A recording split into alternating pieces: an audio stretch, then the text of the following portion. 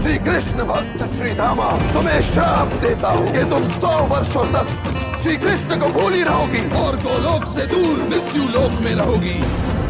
राधा, मैं कभी भूलूंगा ना तुझे, चाहे तो मुझको देना भुला। आदतें जैसी है तू मेरी, आदतें कैसे भूलूं भला।